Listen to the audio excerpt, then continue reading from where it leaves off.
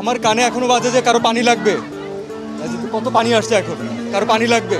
তো এটা যতদিন মাথায় থাকবে ততদিন পর্যন্ত আমরা শান্তিতে যা কিছু হলে গুলি চালাতে হবে, কিছু হলে মুখ চাপে ধরতে হবে, এটা তো মেনে নেওয়া যায় না একটা স্বাধীন দেশে, একটা স্বাধীন দেশের নাগরিক হিসেবে। বড় পর্দার অভিনেতা অভিনেত্রীদের খবর না থাকলেও ছোট পর্দার অভিনেতারা সবাই নেমেছেন এবার আন্দোলনে। ভিউয়ার্স, বিস্তারিত জানতে হলে পুরো ভিডিওটিকে না টেনে শেষ পর্যন্ত দেখতে থাকুন।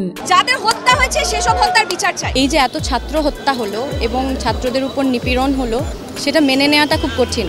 আজকে ছোট পর্দার অনেক অভিনেতা অভিনেত্রীরাই এবার আন্দোলনে নেমে পড়েছেন। তাদের মধ্যে সিয়াম আহমেদ, সাবিলা নূর, মোশাররফ করিম, মিথিলা, আজমিরি হক বাঁধন সহ আরো অনেকেই এই আন্দোলনে নেমেছেন। তারা আর শিক্ষার্থীদের ওপর এই অত্যাচারের বিরুদ্ধে চুপ থাকতে না পেরে মাঠে নেমে পড়েছেন। তারাও শিক্ষার্থীদের সঙ্গে যোগ দিয়েছেন এবার এই আন্দোলনে, কারণ তারাও চান এই দেশটাকে সংস্কার করতে। কারণ যে দেশে কথা বলার কোনো অধিকার নেই, কথা বললেই মুখ চেপে ধরবে বা গুলি করে বসবে, সেটা কেমন দেশ? সেটা কোনো স্বাধীন দেশ হতে পারে না। যার কারণে এবার এই সব তারকারাও মাঠে নেমে পড়েছেন।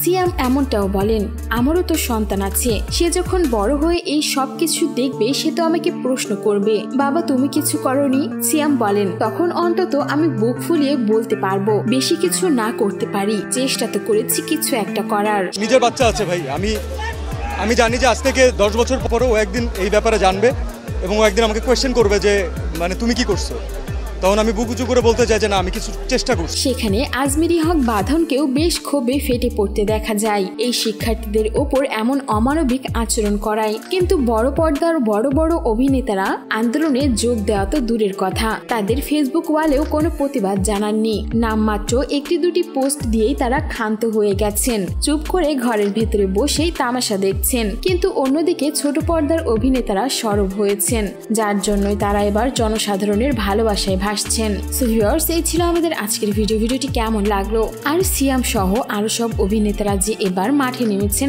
আন্দোলনে, সেই বিষয়ে আপনার কোনো মন্তব্য থাকলে জানাতে পারেন আমাদের কমেন্ট বক্সে। আর বিনোদন জগতের এমনই লেটেস্ট আপডেট পেতে আমাদের চ্যানেলটিকে সাবস্ক্রাইব করে আমাদের সঙ্গেই থাকুন। ধন্যবাদ।